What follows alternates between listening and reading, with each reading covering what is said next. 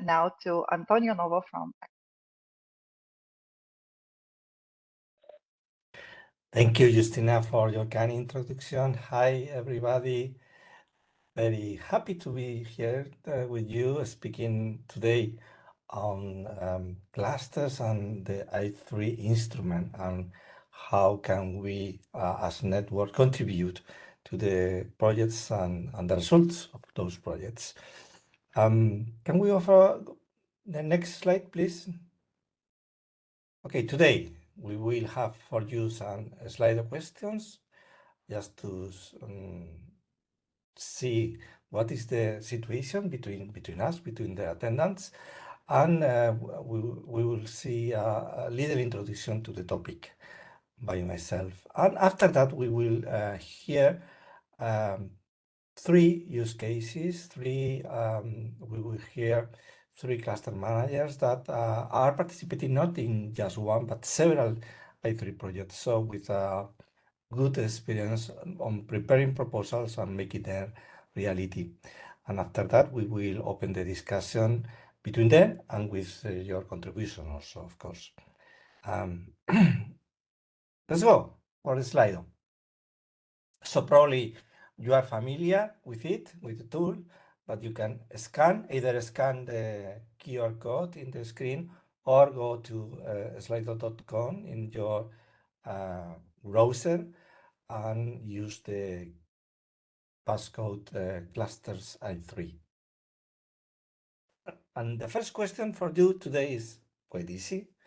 Which type of entity do you represent? Let's hear who do we have today with us.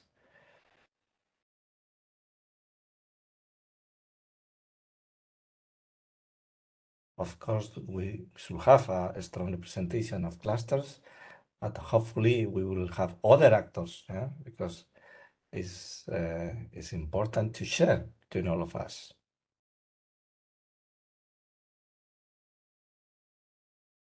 I see that we have near 50 attendants just now, but only 15 voting. So please use your mobile phone, or if you are in your computer, you can open the browser on the site and let us know.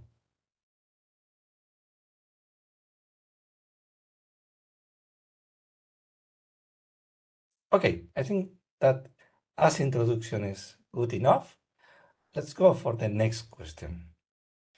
This is very important. We need to know if you are involved currently or has been in a I3 project, or if you are new to them.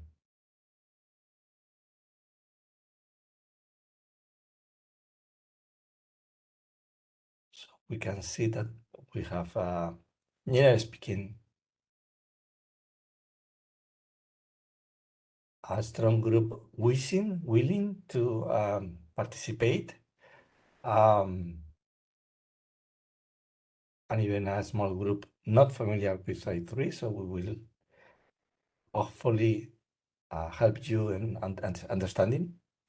And the majority, 1/3, I would say, with one project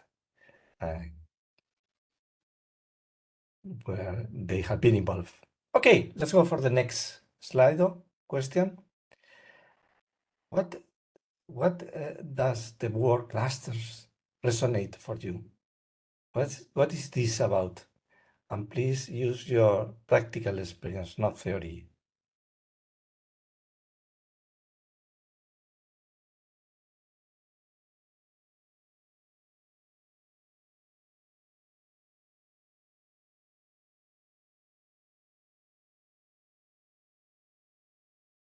It's good that we are highlighting, I would say, the keywords, but not only that.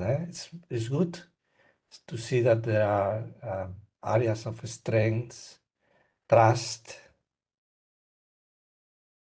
synergies, representation, SMEs, of course, co-creation. The concept of co-creation is very important also.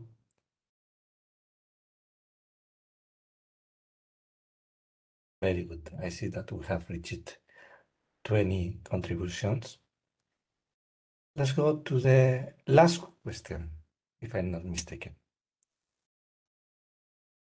Which role could cluster take on in an I3 projects?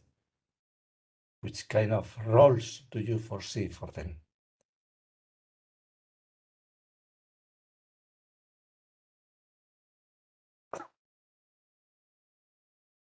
You could vote also roles created by others, if I'm not mistaken.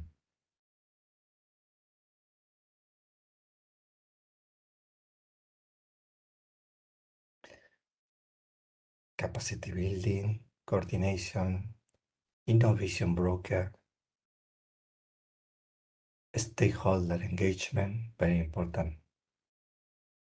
Connector, replicator, it's very interesting to multiply the results and the proposals. Input provider, sensor, we are as clusters extremely good market sensors, I would say.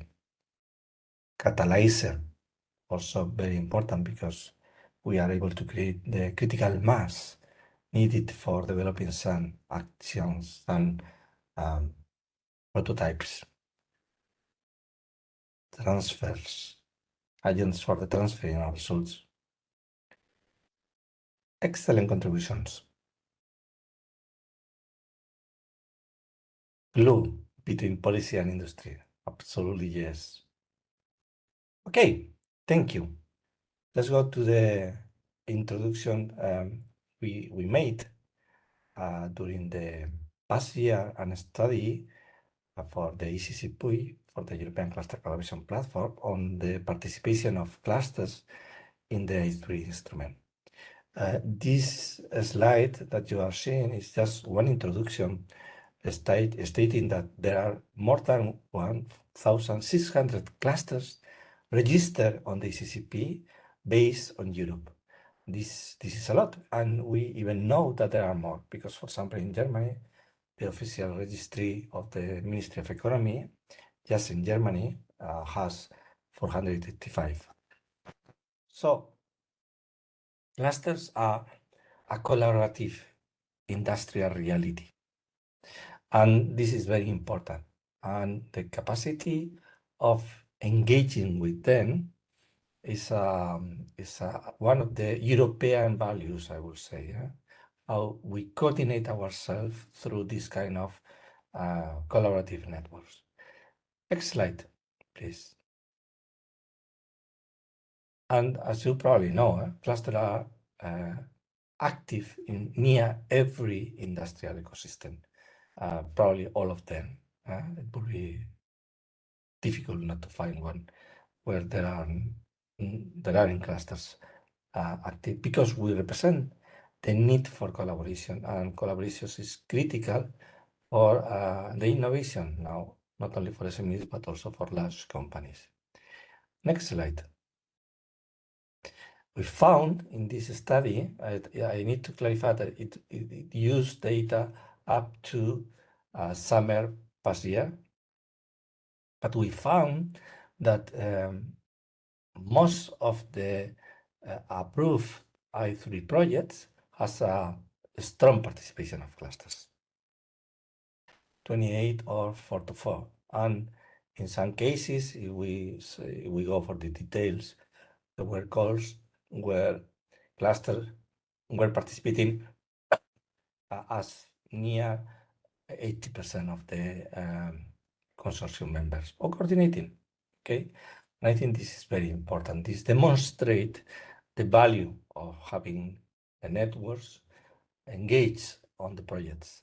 Demonstrates how are we able to connect, it was mentioned before, connect the policy side with the reality in the industrial level. Let's go for the next slide.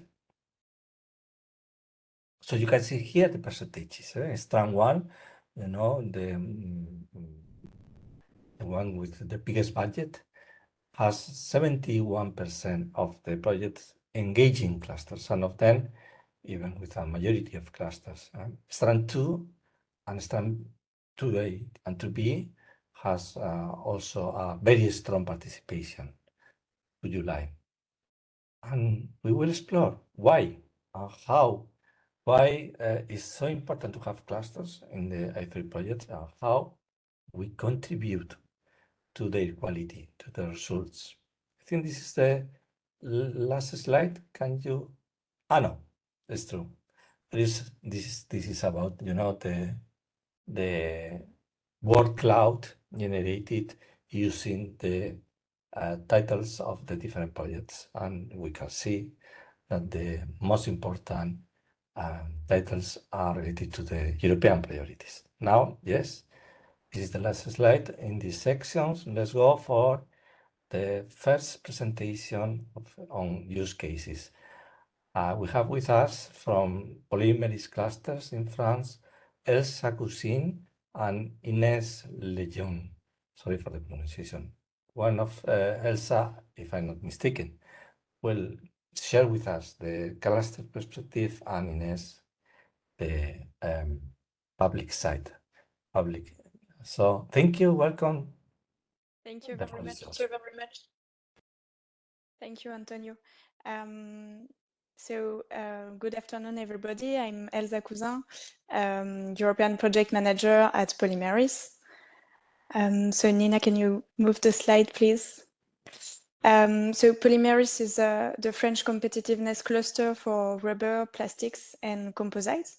We have 20 years of experience now, and we are the only center in France dedicated to polymers and advanced materials. We are present physically in 6 regions, including Auvergne-Rhône-Alpes. And our expertise in partnership between industry and academia is quite important. So that's it for Polymeris. About the European services of the competitiveness cluster, I will go further into details just after, but before, let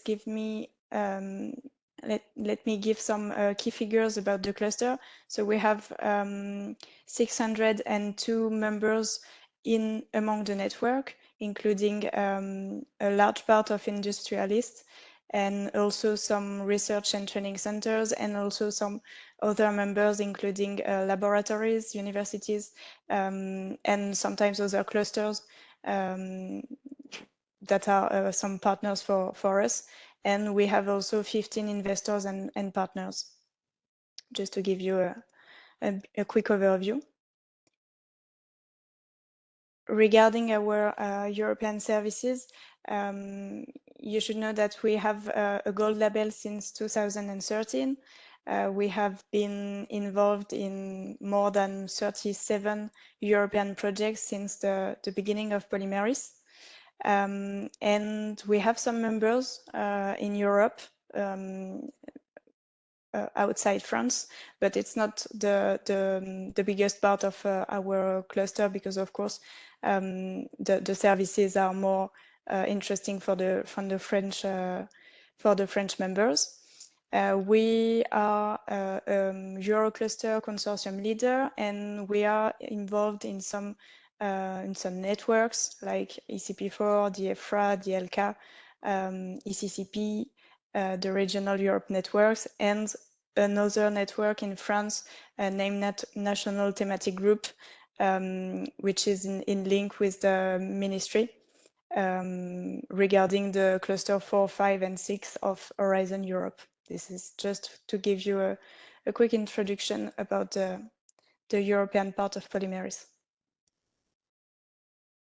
Now I'm going to talk about InCircular, which is one of our I3 projects. We have 2 I3 projects. The first one is this one. InCircular this is a 3 years project about innovation of European region in circular plastics. Here in this project, we have 8 partners. The coordinator is Tekos, a Slovenian RTO. And we cover 3 regions, Andalusia in Spain, the Slovenia, and also Auvergne-Rhône-Alpes in France.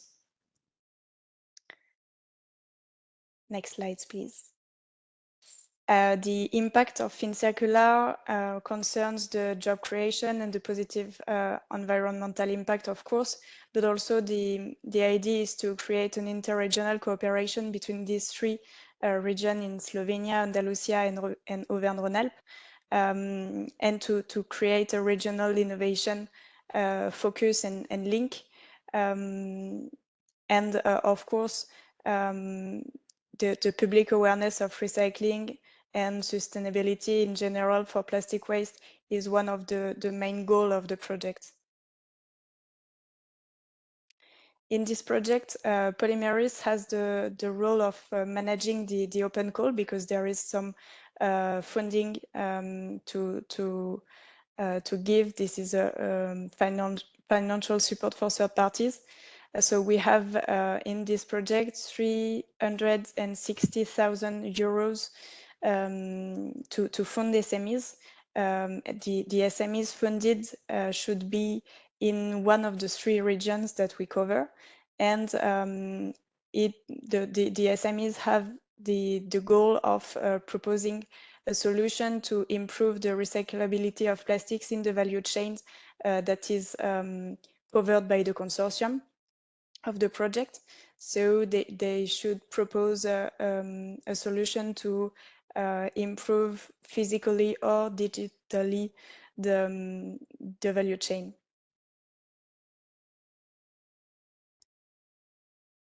The project will last for 1 year. And with 60,000 euro per SMEs. And so we have the result now, and the 7 SMEs, but 6 projects that you can see here have been funded. And they are now starting their projects since March. And so the other role of Polymeris, apart from managing the open call and everything, is now to mentor all these SMEs and try to help them in different ways in terms of implementation, but also business.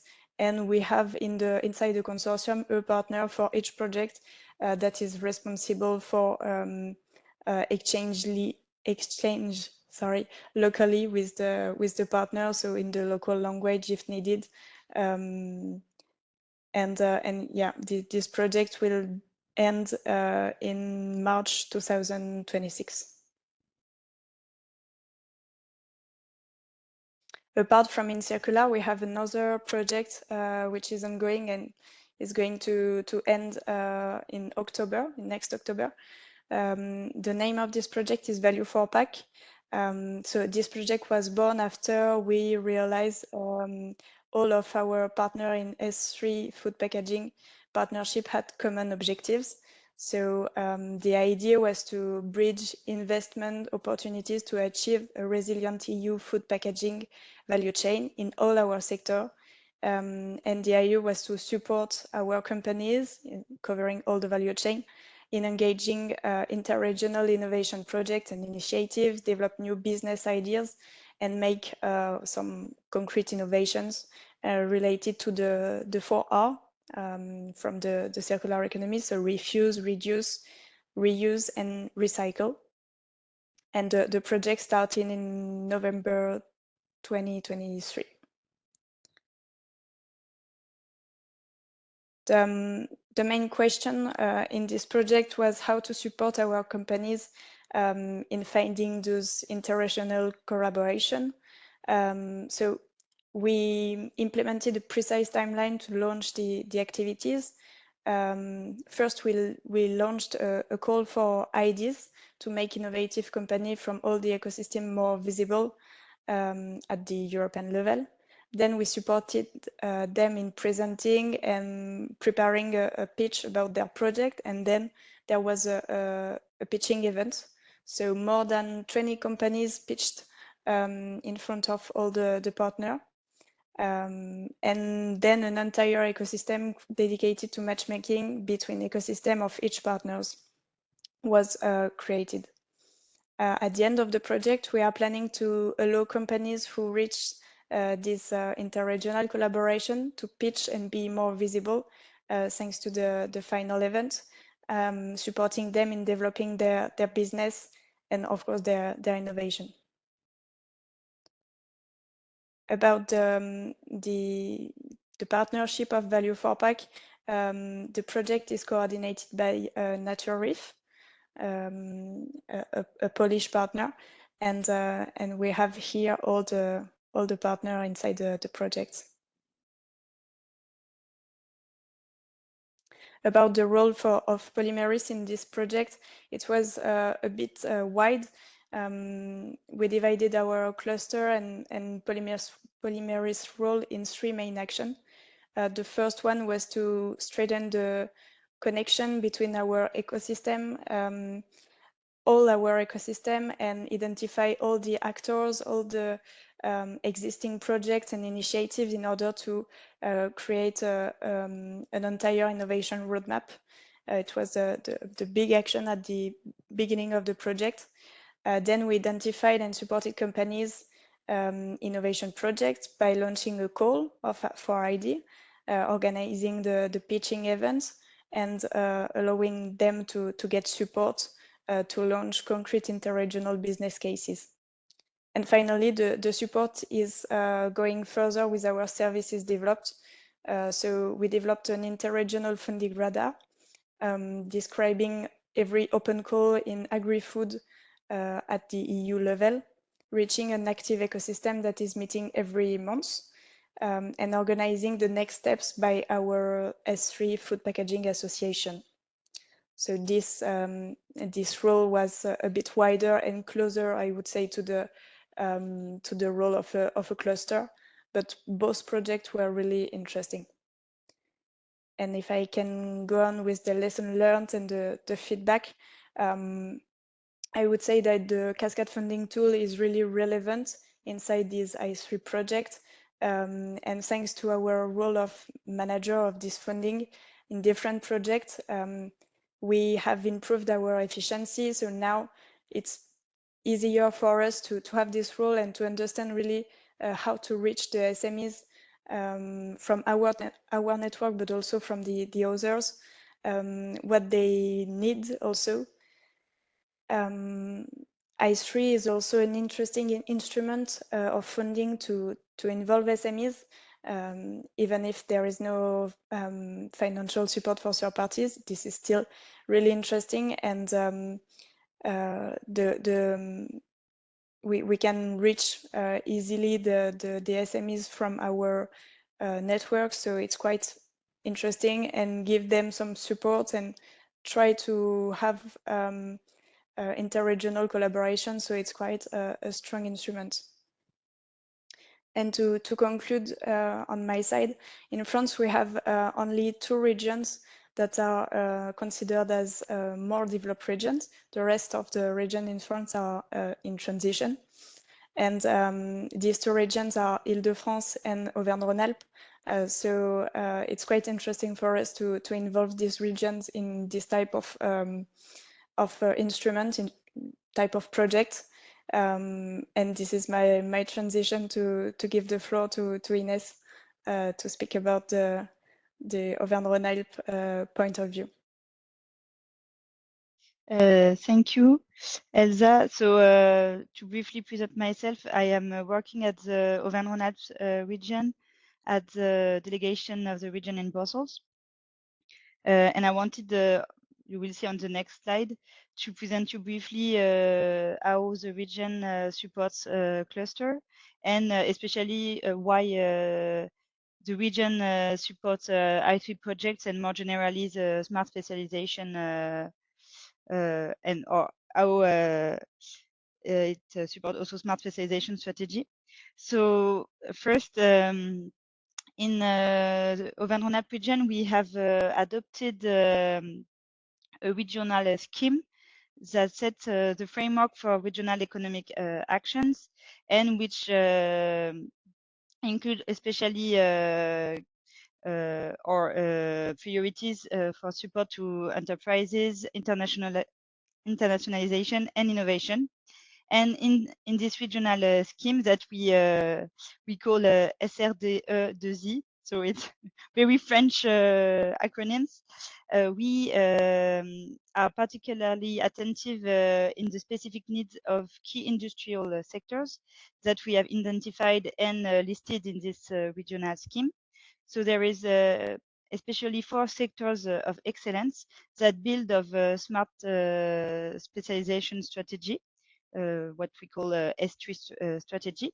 So it's health industry, sustainable materials, hydrogen,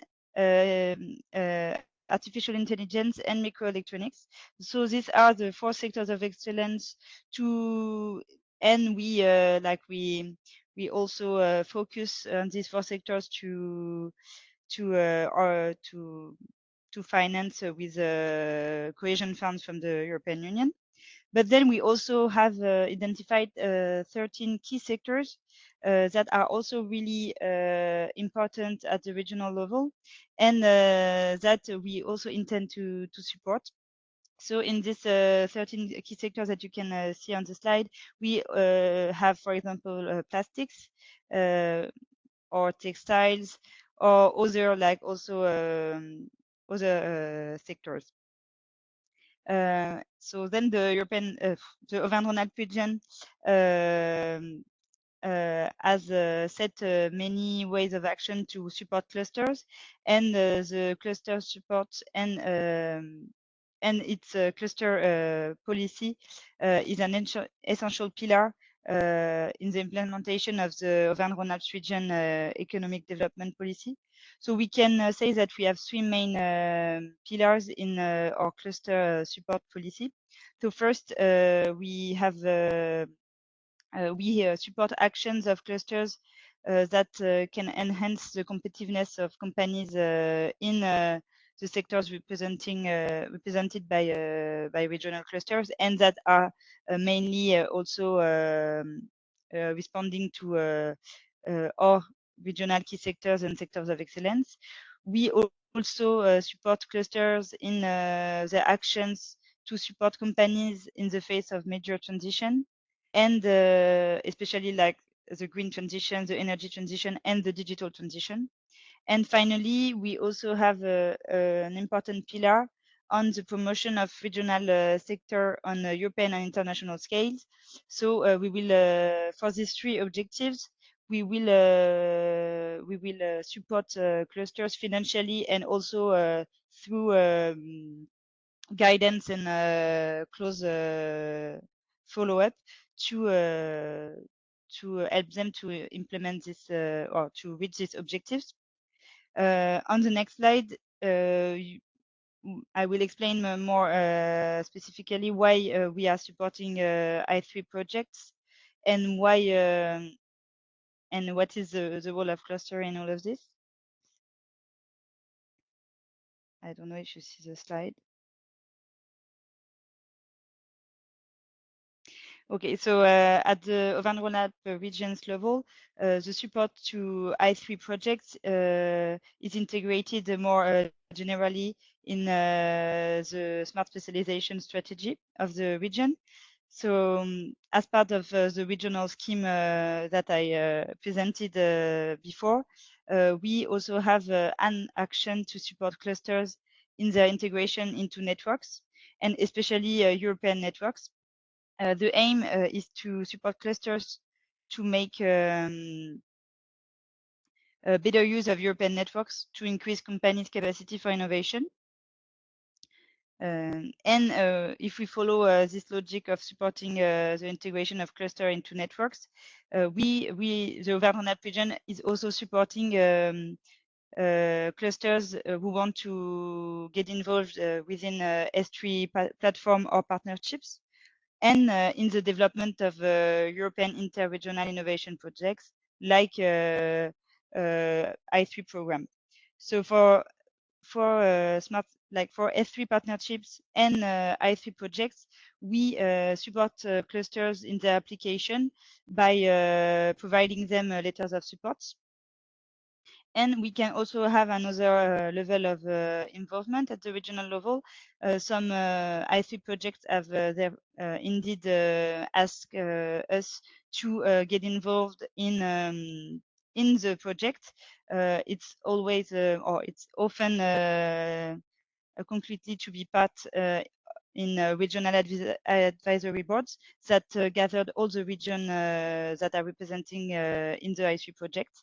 So we are part of 2 regional advisory boards in the BATMAS projects on batteries and in the Regio Green Tech project that is on textile circularity. So that is 2 ways we support the cluster in the development of I3 projects and also in their involvement in smart specialization partnerships. And I just wanted to conclude by saying that in the region we have 11 I3 projects that have been supported by Auvergne-Rhône-Alpes region since 2021. So I mean the calls that have been launched since 2021 and for which we have official results. And among these 11 projects, 5 involve regional clusters that are coordinators or partners of the project. So it's really a program that is used by cluster as an instrument to foster interregional collaboration in innovation. That's all for me. I hope it was clear. Merci beaucoup, Ines, and also for Elsa for your contributions. Yes, of course, excellent presentation. If you are able to join us, we will have an open discussion later and we can go for questions from the public about your presentation. But thank you very much. And now we will give the floor to Santiago Cuesta, that is the responsible for the Iberian Sustainable Mining Cluster. Are you there, Santiago? Yes, hello. Hello, Antonio. Good afternoon, everyone. And first of all, thanks a lot for the invitation for this special session. Thanks a lot to you, Antonio, for organizing, and also, of course, thanks to the European Commission and to EISMEA for organizing this kind of sessions and supporting all of us through this I3 instrument, which I think is one of the most important instruments that are now on the table, particularly for clusters, as you were mentioning, and for industry. Our role and my role, you can go to the next slide. This is just for the people to know me. We are a raw materials cluster. You can go to the next slide. Our cluster, and this is something very important because we and the raw materials community integrates a lot of sectors in the same domain.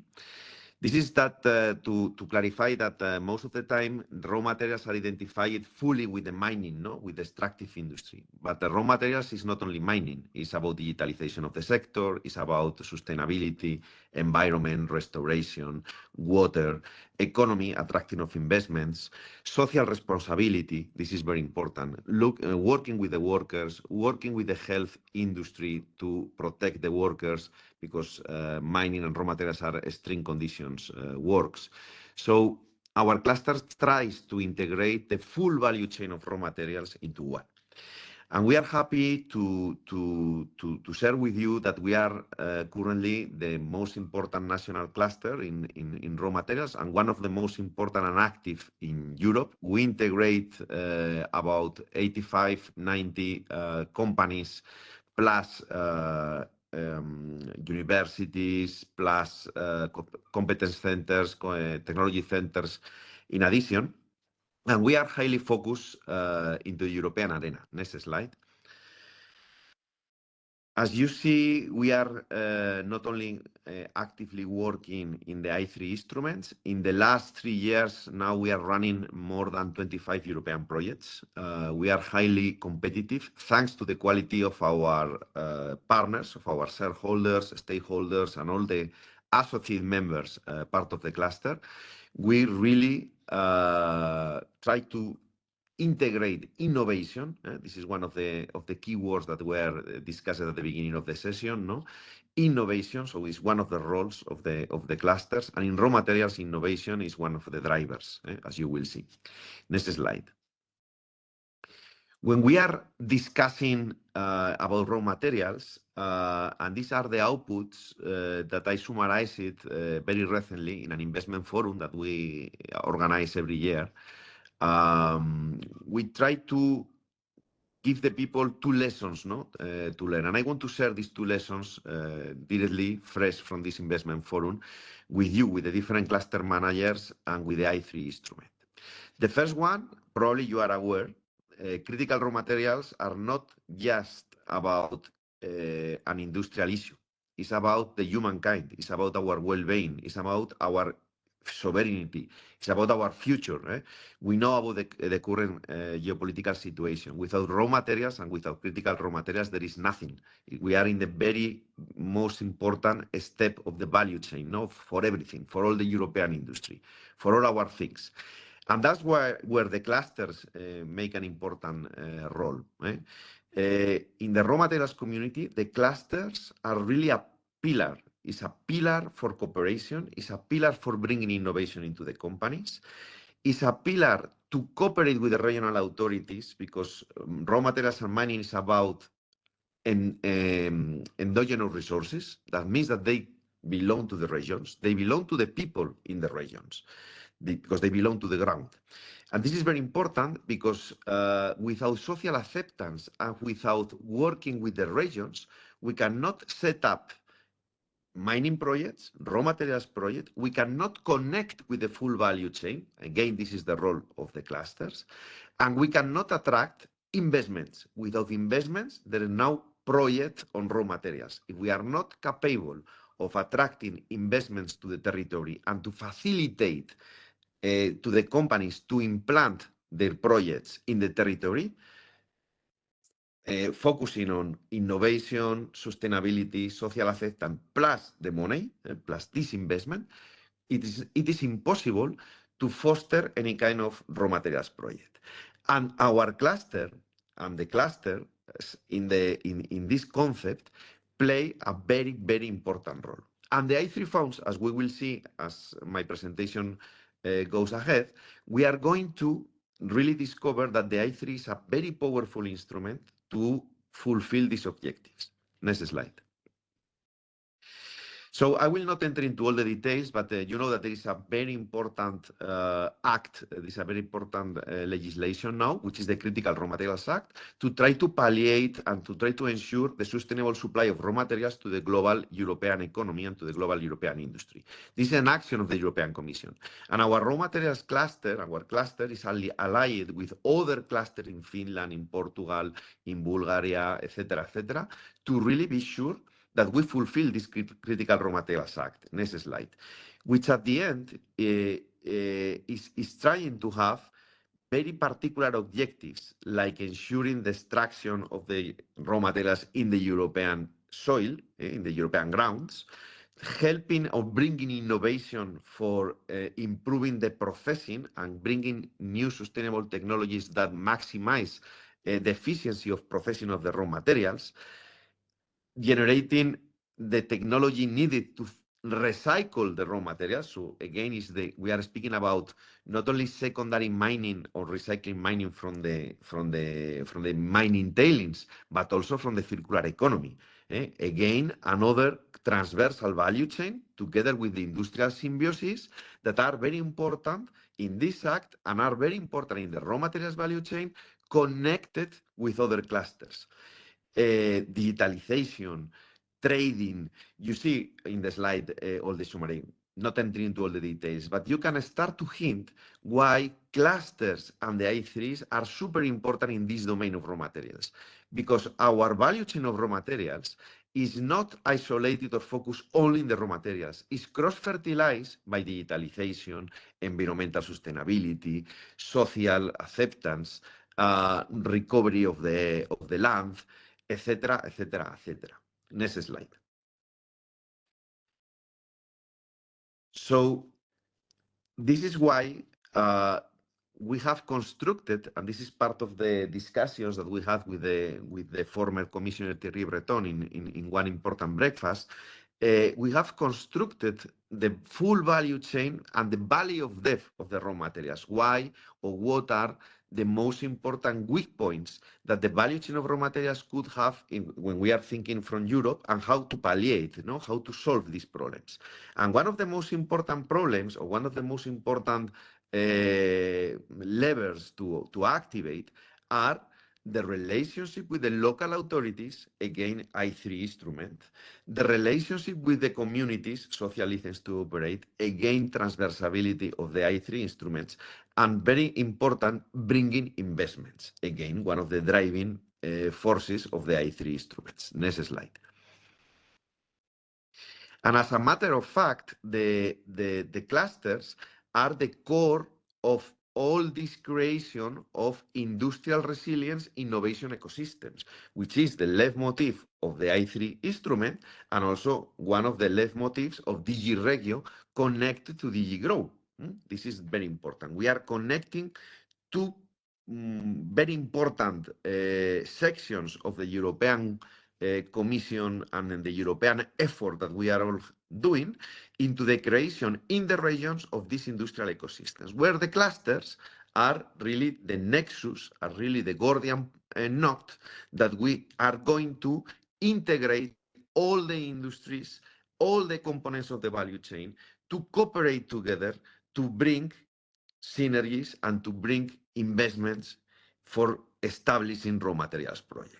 Thanks to different instruments like I3s, it's one of the examples. Next slide. So this is what I was mentioning, no? The clusters must be regional clusters for innovation. We have to synergize the clusters with the competence centers that at the end are bringing the innovation and are relating with the experience zone, making technological parks, laboratory tests available to the industry, creating hubs of industry, creating drivers for the creation of startups, creating a clear path to go to the market and to bring the companies and the small and medium enterprises that are our shareholders, our partners, into the market. And very important, and this is what we call the incubation zone, connecting, and this is the role, connecting the cluster to the public funds, business angels, hubs, accelerators, etc., etc. And when we go to the public funds, we arrive to the way of attracting investments and to connecting the private investments, like the family office, venture capitals, business angels, together with the public available funds, like the European Commission funds, regional development funds, etc., that are the key drivers for boosting raw materials, in our case, for boosting projects.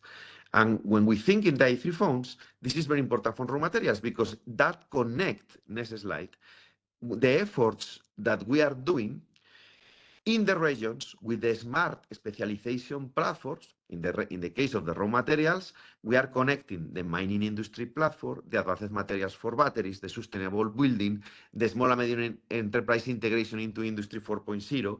As you can see, all the regional priorities across different cross-fertilization or different cross-fertilizing value chains that at the end are creating a full ecosystem of innovation in our European regions for one purpose: solve the critical raw materials problem of the European industry. Everything connected, and everything connected with instruments that help us or helped us to create, next slide, a particular hub for investment and bringing money into the regions. If you think our investment hub that we have created in the cluster, as I was mentioning at the beginning of my presentation, we have an investment breakfast, we have an investment act every year, several times per year, to bring and to contact, and this is our role as clusters, to contact the investors or to put into contact the investors with the public authorities and with the companies that are identifying particular projects that can be implanted in a particular region. So as clusters, we are acting as connector points, drivers, putting into content investment, but also very important, setting up the available instruments like the i3 funds in place. So we are connecting the partners. We are explaining them how to go into into different instruments, particularly into the i3s, and to generate this ecosystem of innovation, connecting all the actors and identifying winning projects, winning pilot cases that can be implanted or somehow integrated into a successful i3 instrument project. I3s, as you know in the audience, are for me, one of the most important instruments available for the industry. Why? Because at least 70% of the funds must go to the industry. So we are very active into the European arena, into the European different kind of projects. For the I3s, for me, are the super kind of project to be explained to the companies, because the money go directly to put high TRL ideas close to the market. So the cluster, at the end, clusters, we must be the ones that are bringing all this in a tray, served directly to the companies. Next slide. And finally, to finalize my presentation, I don't have time to enter into all the projects that we have been awarded. In particular, in the agenda, we were discussing that our cluster participated in two. One is the Advanced Batteries Valley, Materials for Batteries Valley. We are recycling batteries. And the other, that we were co-coordinators together with the Cancil Foundation, which is a technological center that I also direct, and was part of the executive secretary of the cluster and during all these years, is the project I4 Green. In the I4 Green, next slide, the summary of the project is that we were capable of identifying two regions of Spain, Andalucía and Extremadura, highly active in mining. In this, because of the geological reserves that they have, in these two regions, we identified two key projects. One is the project of Atalaya in Rio Tinto, Atalaya Mining, together with a small and medium enterprise, highly innovative, that is putting in implementation a very modern new system capable of recycling and recuperating critical raw materials from the mining tailings and enhancing the operation with a full sustainability approach or sustainable approach of the recovery of highly purified copper, zinc, and other minor elements from a mining operating exploitation in copper in Rio Tinto. And the other is a project that was innovating a new processing methodology to separate from a viable active iron mine, normal iron mine, rare earths. So they are separating the monazite, they are separating and extracting rare earths from an active iron mine. So at the same time that we keep on operating a mine which is rich on iron metal, iron ore, we are extracting one critical raw material that, if you are aware of the problem, that are rare earths, that China dominates the market. We are extracting and we're implanting a new processing methodology. So two very important sustainable mining projects that at the end we detected that can be replicated across Spain. And in this replication, next slide, we discovered that the two projects has a viability of creating more than 2 billion of euros on low developed regions of Spain, connecting also with other low developed regions of Portugal, because at the end, the two mining projects are going to use the port of Sines in Portugal for exporting the mineral. And we are estimating that we are going to multiply to more than 46,000 workers only in the region of Andalucía. So starting from 400 workers that are currently, thanks to the implementation and scale up of this pilot, we are multiplying the regional value and the regional impact in social terms. Of course, we are also having a lot of environmental impacts, etc., etc. But this is the power of the I3s. We are bringing investment into developed regions, and we are multiplying the social importance. And thanks, with this is the clear example. And with this end my presentation. Thanks a lot, and thank you very much for the invitation. You are very welcome, Santiago. Thank you and congratulations for so good activities and I would say history on project development. So let's discuss later on your speech. Now we go to Belgium, to Flanders Food, Berle de Graaf. Are you there, Berle? Yes, good afternoon. Thank you for having me, and thank you for organizing this event. You can go to the next slide. Take the next one immediately. So I'm going to talk today about my organization, Flanders Food, and how we address our 3 projects. First on Flanders Food. Flanders Food is a spearhead cluster in Flanders for the innovation in the agri food sector. We were founded in 2025, so just like Polymeris, we exist 20 years now. And since 2018, we are recognized as spearhead cluster for the agri-food industry by the Flemish government via VLAIO, the Flemish Agency for Innovation and Entrepreneurship.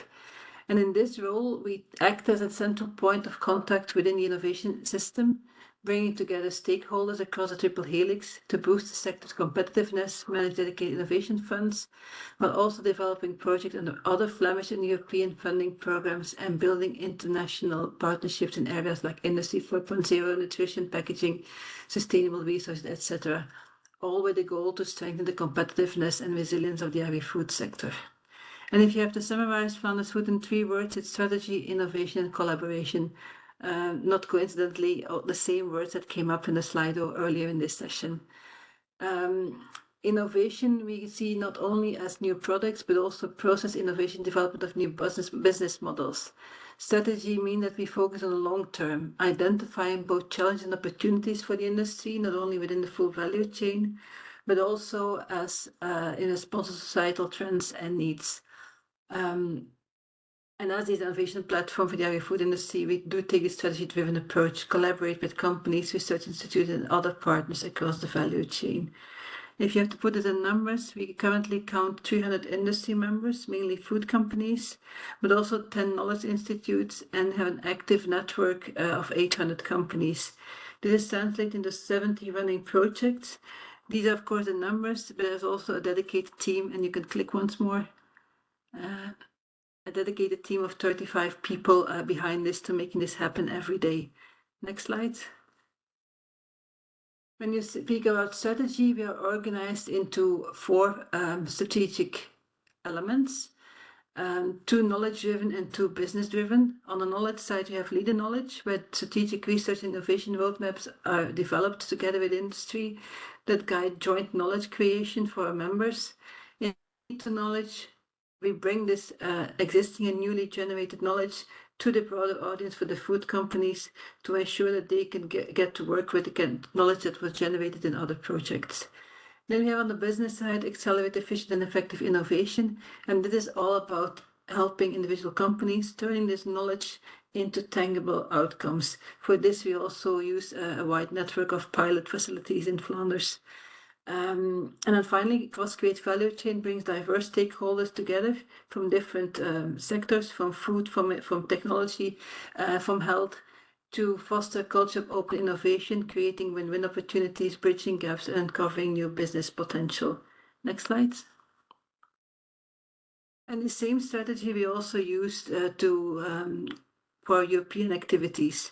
Flanders Food strongly believes in connecting like-minded organizations that share same goals across Europe to jointly reach these goals. And this is translated into currently 4 thematic smart specialization partnerships that were initiated, amongst others, by Flanders Food. Smart Solutions for Agri-Food focuses on the digital innovation of the food processing industry. Ingredients for Circular Economy focuses on, as it says, ingredients for circular economy. Then we have the one that was already mentioned by Polymeris on food packaging. And the fourth one is on food with positive health impact, that has the mission to care for health via food instead of going to healthcare. What do these partnerships have in common? They connect innovation ecosystems. They start from shared challenges, develop and implement solutions to create impact. It's all about knowledge sharing and mutual strengthening, and they form a trust zone for collaboration. And importantly, these are all cluster-driven partnerships backed by the regional authorities. Next slide, please. And when it comes to connecting challenges to solutions for impact, we immediately think of I3 projects. And from each of these, for 3 of these 4 partnerships have already gotten an I3 project approved in different strands. I5 project is Strand 1 project that is coordinated by Flanders Food, that consists of 33 partners, of which 15 are cluster-like and 18 SMEs. Why do I say cluster-like? The majority are cluster, but we have some organizations that are, for instance, regional development agency, but that also take up some of the activities, some of the roles that clusters can play. That, for instance, they are also close to the industry and form this bridge towards the companies. From I4CE comes the Biotech for Food project, which is coordinated by Barhalim, our counterpart in Belgium for the Walloon region. Where 25 partners from 5 EU countries are united, including 10 cluster-like organizations and 15 SMEs. And then last but not least, the project that was already introduced by ELSA, the Value for Pack project, where there are 14 cluster-like partners from 11 EU countries. This is coordinated by Naturiv with support of Pack for Food, and Pack for Food is in Flanders, our strategic partner for all projects related to packaging. Next slide, please. We then ask what is the role of clusters in these I3 projects. I see clusters have a role to play as innovation orchestrators, and this can be split up into different sub-roles. First of all, they act as ecosystem builders and connectors. They link together SMEs, research centers, various stakeholders across different regions, and in doing so create strong networks that align complementary assets throughout the EU. It's all about bringing the right players, the right assets together. Next, they also serve as innovation enablers. They support co-creation and pilot projects by connecting challenges to solutions that can generate impact. They know the companies, they know the challenges, but they also have a good view on the opportunities that exist and who can be the right partners to team up with. For instance, they can bridge cutting-edge biotech and food tech capabilities, food packaging innovations with real market needs. And this hands-on role helps turn ideas into practical solutions. Another important role is capacity building and knowledge transfer. Clusters can organize training sessions, peer-to-peer learning activities, workshops to spread expertise and promote sustainable and circular innovation practices, which ensures that knowledge flows effectively and the innovations have a lasting impact. That also other companies and the ones directly involved in the project can get to work with the innovation and the potential that's being created by I3 project, for instance. Fourth role, I see that clusters are also key for strategic alignment and policy influence. They make sure the projects have aligned with regional smart specialization strategies, broader EU goals like the Green Deal, etc. But also they feed back valuable insights to policymakers on a regional level, but also on an EU level. And in doing so, they help shaping future. And finally, clusters heavily contribute to project implementation and SME support. From the 3 project examples given here, the coordination is done by cluster organizations, and they often lead critical work packages, and they can engage a broad range of stakeholders. And importantly, they provide vital support to SMEs.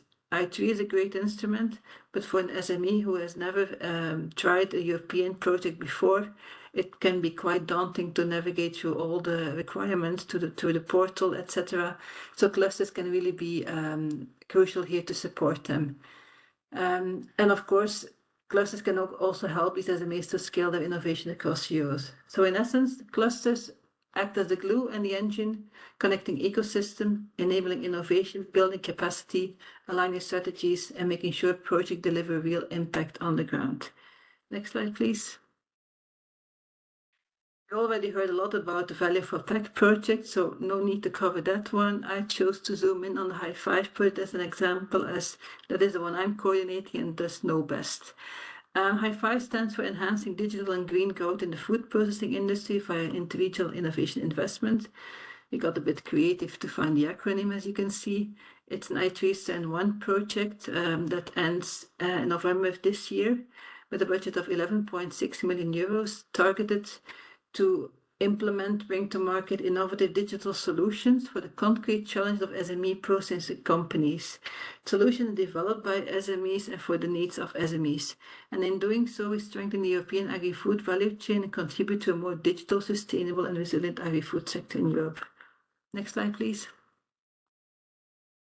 So who is involved? I already mentioned that we have 33 partners, 15 cluster-like organizations, 18 SMEs.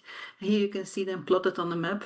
We cover 9 EU countries, which is translated in 39 NUTS2 regions. Next, please.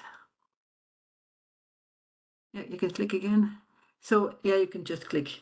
It's all about connecting challenge and solutions. So we start with the challenge of the food processing companies. They all need to work on improved efficiency, high quality products. They need to become more sustainable, both in the product and productions, and they have to ensure food safety in all steps. And you can click again. And these challenges we try to connect with potential technological solutions. So we see that there is a great value in being able to measure critical control parameters online. So we really need to keep on looking for sensors to monitor these real-time critical control parameters. These sensors need to be integrated in a food environment, which also requires a specific design and development of these sensors. Once you have the data, you need to, of course, structure and analyze them. And then it's all about acting on the data. It's connecting between different data sources, but also between different food companies and in the food value chain. And in all of this, we should not lose focus on the human-centric element in this story. What does it mean for the people on the work floor? What does it mean for the operators? How can we use this element also as an asset in the transformation implementation strategy? And to do so, you can click once more. We really need to connect these three elements: the food processing companies as the problem owners, the processing technology provider and digital solution providers who have parts of the solution, but it's only by bringing them all together that we really can develop solutions that can have impact. Next slide, please. In the High Five project, we provided 3 types of SME support. On the one hand, we have SMEs that are project partners, those 18 SMEs that I mentioned on the consortium slide. They implement large-scale investment and innovation projects. This means that they receive part of EU funding, but also add on from their own budgets a significant amount of money as well. All these projects, we have 4 larger ones and 5 slightly smaller ones, demo pilot cases. They involve a cross-regional collaboration element, and they also always connect the food company with digital technology providers.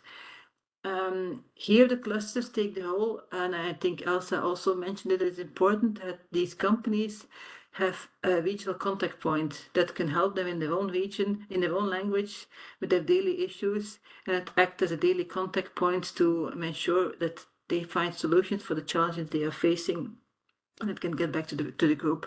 What we also do is bring these companies together so they learn from each other and also get inspired by each other. And we also give them the platform to demonstrate their innovations to the broader target group.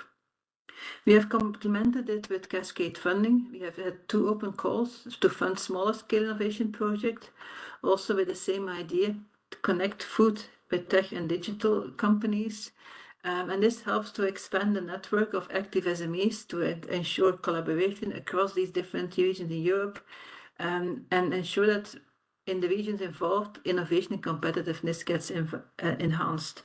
What was the role of clusters in this particular activity of the High Five project? The clusters were the one developing the voucher scheme, the whole cascade funding scheme, doing the evaluation, and also the scoring of all the proposals were submitted. We managed to fund 16 additional smaller projects involving 27 SMEs from different countries. and they are all assigned these regional contact points to supply them with the necessary support for the day-to-day execution of their project. Next slide, please. Of course, as I said, 3 types. I only discussed 2 so far. There is more than only providing financial support to companies. Where clusters really make the difference is on the non-financial support to companies in this High5 project. They provide one-on-one support via the regional cluster partner. That means that every cluster partner has an activity in their own region to provide one-on-one support for companies. They go to companies, they discuss their plans, they see how they can take it to the next step, they see to whom they can connect to. They also organize regional activities. You can see the slide here. Last week there was a field visit in Bordeaux centered around wine and tech, and there's the next one coming up organized by Simon and Alliance. But we also organize these knowledge sharing webinars. We are present at fairs. We went to the CFIA this year. We were in Anoga Voetegla, also participate in Synergy Days, and we look for opportunities for the companies involved to really showcase their innovations, such as last week at the General Assembly of FEDIMA, where one of our companies, together with a colleague of mine, could present their case on how mobile cobots can enhance bakery craftsmanship. Next slide, please.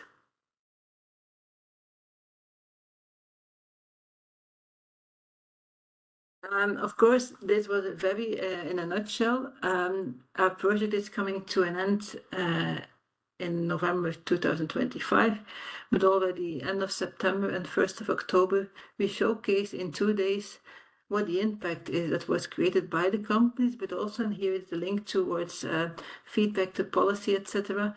We want to share here and do it in discussion groups during the 2nd day as well. The lessons learned, our policy recommendations, and then discuss how can we move further. We don't see this project as an end. Project ends, but the ambition and the strategy doesn't end, and there's still much more opportunities to come. So here it's about, we have innovation investment, and I like to add the 4th I here. It's all about the impact that's being generated and what the next opportunities can be. And if you want to check it out, what we have on the program there, feel free to surf to our website. Next slide, please. I started the story by saying that we first go toward the strategic collaboration via the S3 partnership and then go to project. And of course, to close the loop, these projects need to feed back into the partnerships. So if I take the example of the Smart Solutions for Agri-Food Partnership, this partnership is about the twin transition in agri-food. From shared vision to shared solutions. Here we use digital innovation not as a mean in its own, but as a driver to achieve the sustainability goals and etc. And all the issues that companies are facing. So when I say that the High5 starts from the concrete challenge and connected with digital solutions, this was not a new strategy. This is at the core of our partnership where it centers on how can we advance the SME, the food processing SMEs in Europe to make this network, this sector in Europe more sustainable, more resilient. And this includes also an element where we strengthen ourselves as cluster partners. What I did not mention before is that in the High5 project and in the other project that we have run in the past, we also develop tools that enable ourselves, that enable clusters to better support their companies in their own region. And that's how we use this partnership. We take out all these lessons learned. We see how we can strengthen our own activities and how we can better support our companies. So in the end, it's back to what was said in the beginning. It's about connecting ecosystems, connecting competences, connecting strategies to be stronger together. Next slide, please. So just to conclude, there were 3 I3 projects on the slide. One was luckily already explained by Polymeris, one I explained, but I will not let you go without also supplying the link to the 3rd one, the Biotech for Food project. You can read all about it on the link here as well. And I mentioned the final event of High5.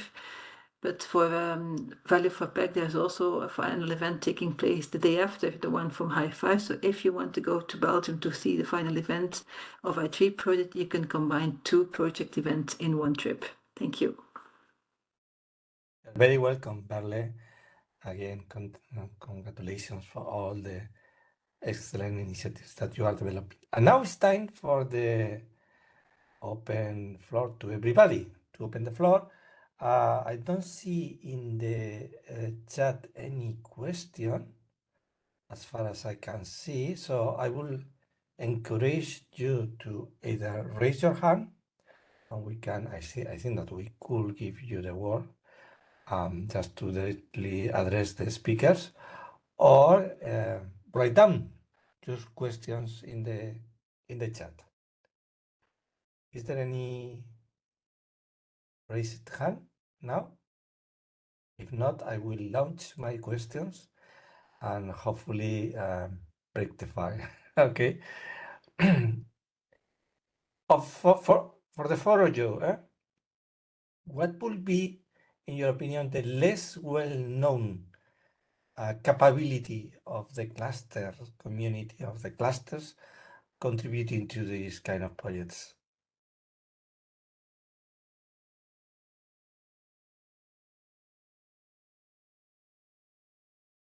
Because everybody understands about networks, connecting with SMEs, you know.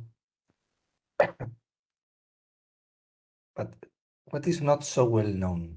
Maybe I can start with that. I think what was not discussed today is we talked about the role that clusters can play in the execution of I3 project.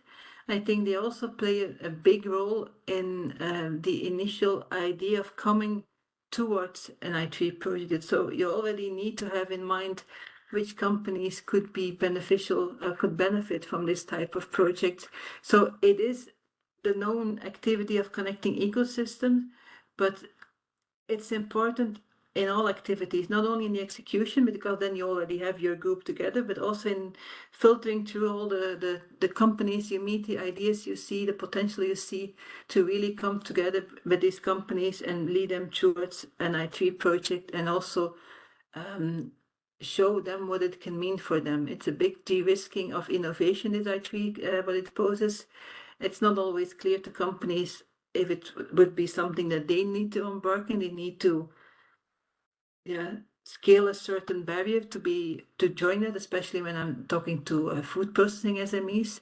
And I think there is a big role for clusters as well to make companies see the value of this type of project before they enter it. Once they're in, they are fully convinced, but they need to make this step to get into it.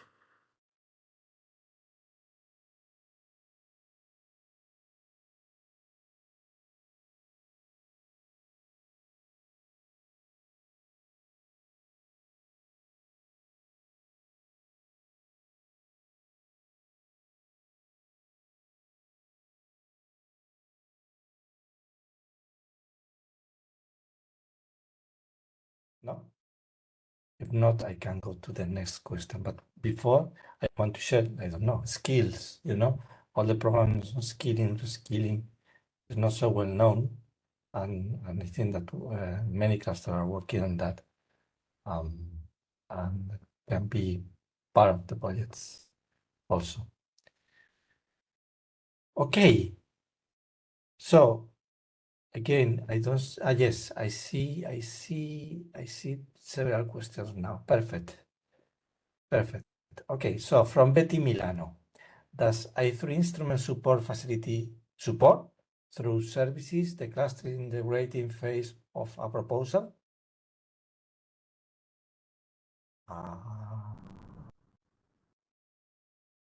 Hi, Antonio. No, I if it's already clear, answered in chat. question. Yes. So you can switch to Rina's question. Okay, but does somebody wants to comment on this? Anyway, if not, we go to the next question. Clusters in Republic of Moldova are at an early stage of development. What recommendation would you give them to be able to access European funding through the I3 instrument? Who wants to comment? Maybe I can take this one.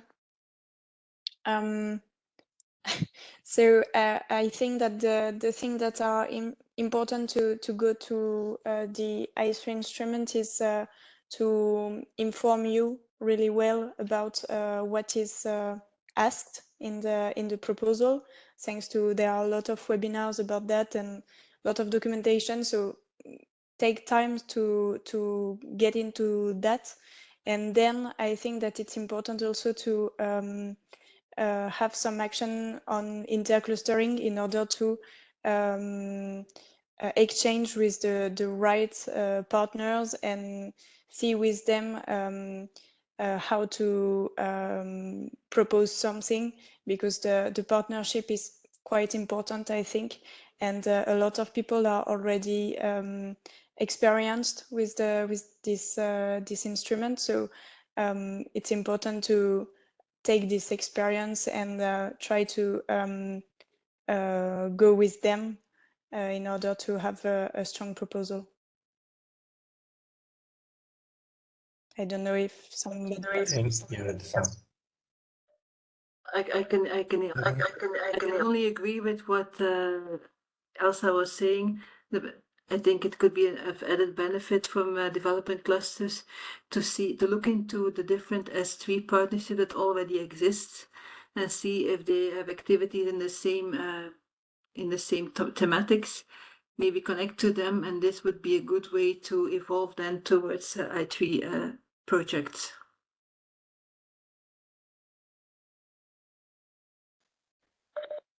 Perfect. Let's go to the next question from David Manuels. Good evening. Do you have any recommendation on how to find suitable partners to develop our projects for the I3? I think I would go with my answer for the last question. My advice would be look into existing S3 networks, S3 partnerships. I know that not all of them are cluster driven, but even those that are connected to driven by regional authorities can really offer potential partners to develop I3 project in specific thematic areas. And maybe if I can add something, also feel free to check the existing I3 projects, the existing consortium, in order to see the partners inside these consortia and see if you can collaborate with them, and feel free to try to contact them thanks to networks or other way. I see that Justina has some comments also on this point. Yes, thank you, Antonio. On behalf of I3 Support Facility, soon we will also launch Partner Search Tool. It's not launched yet. We are still developing it, but it will be launched, and we will inform all of the community shortly. Good. Thank you again. Any other question in the chat? Somebody wants to speak? If not, what kind of mistakes should we avoid from your experience? What would be the recommendation not to do based on your experience?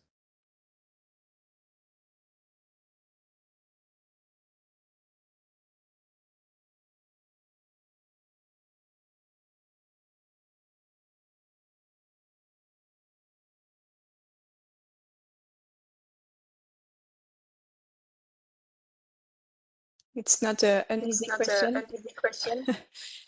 But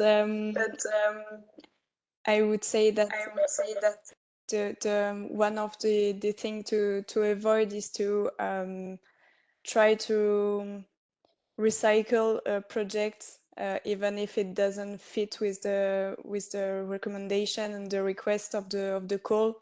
Sometimes it's an easy way of thinking to say, okay, this proposal didn't was not funded through another call, and we will try to recycle it to I3, but I3 is quite a particular instrument, so I think it's maybe one of the mistakes that is sometimes done.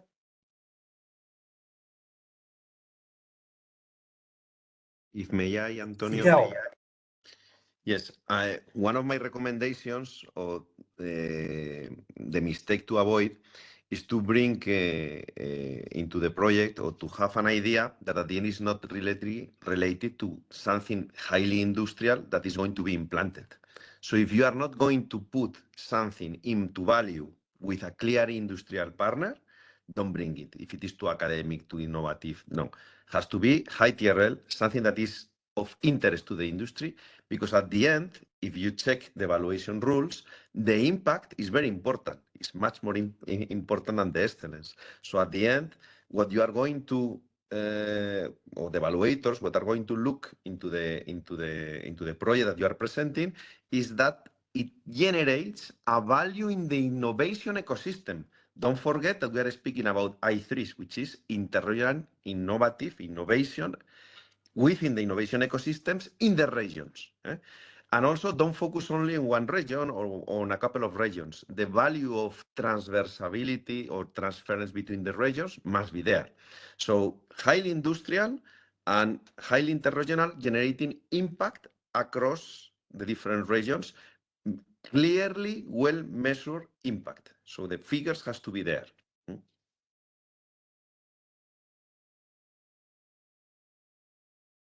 Early. I think I can add to that.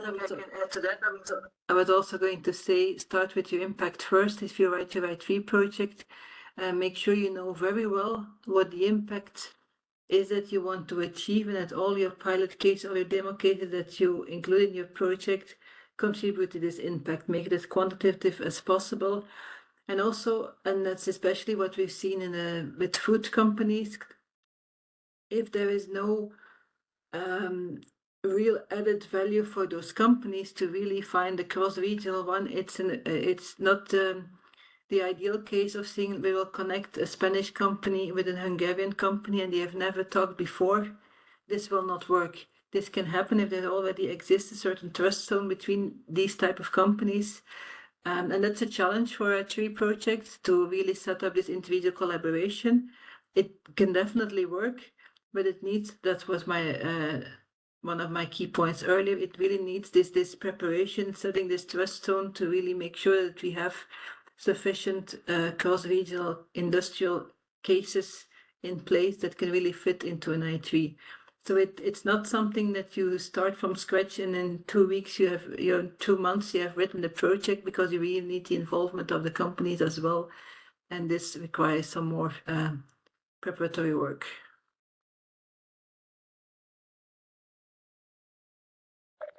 Excellent. Any other comment? No? So I think that we have, we see that we have some questions now.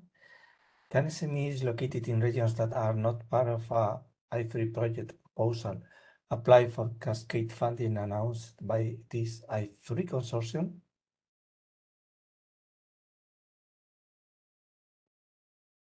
Someone wants to comment on this? And the open I5 is one of the first I3 projects, so I should check if still the same rules are in place. But there we could only support companies coming from regions for which a letter of support from the regional authority was provided. These rules have changed slightly, but at that case, we could only fund companies through cascade funding coming from regions covered by the consortium partners.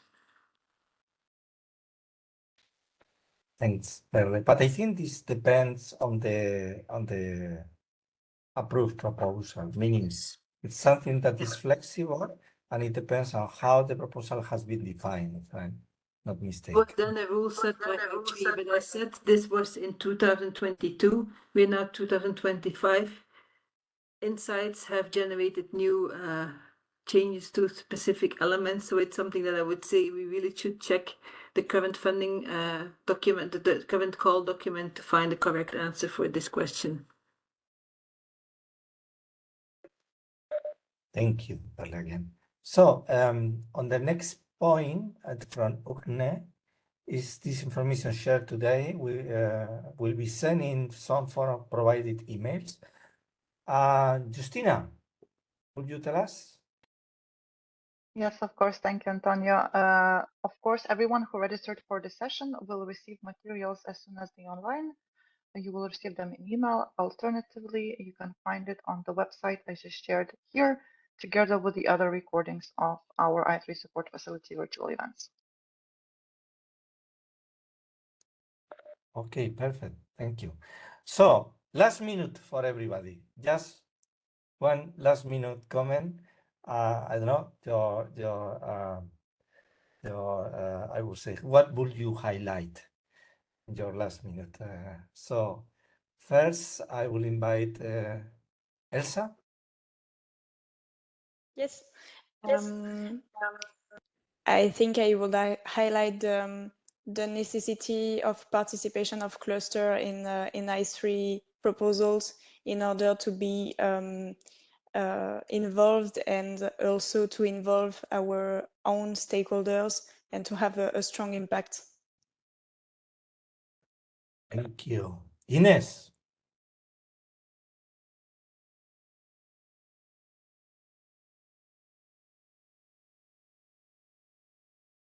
Sorry, could you repeat the question? What is to Just be your highlighted? last minute comment, the closing comment from your side. To pursue what Elsa said, I think it's important also to get involved the regional authorities in I3 project. That is also something that is valued by ESMEA and the European Commission, and the regional authorities are always also keen to see what's happening in other region and to be part of this project in a way or another. Perfect. It fully makes sense. Santiago.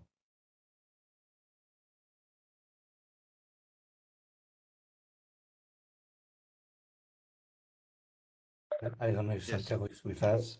Okay. Still here, yes. Last minute comment. No, for me, if I have to summarize everything in one minute, what they call the gold minute is please apply to the I3s. Please connect the industry as cluster managers. Connect the industry to the I3 funds. Are the best funds to really be implemented into the industrial ecosystem. Think on something innovative, but also highly related to the market. And also work together with your regional authorities, because the successful I3, the funded I3s, are those that are clearly creating and boosting industry innovation ecosystems. So, and the clusters are the connector for this. Thank you. And last but not least, Perle. I can also agree with what the other said. Clusters are a real added value in I3 projects. They connect not only the company and the ecosystem, enabling us such innovation and build capacity, but it can also be the connector with the regional authorities. And as they are both the glue and the engine, they can make sure that all what's developed in I3 project can really create impact. Perfect. Perfect summary. Thank you very much. Thank you for participating. I don't know if we could share information about the next session, Nina, perhaps in the screen, or it is not included. No, we don't have to now. But again, thank you very much. I hope you have enjoyed and learned and been provoked by all the information shared. You have the I3 support facility website and resources in the web. Don't hesitate to contact us and be in the loop for the next session next month. Thank you. Thank you very much. Thank you. Thank you very much. Thank you, everyone. Thank you, all of the speakers. Have a nice day. Bye, everyone. Bye.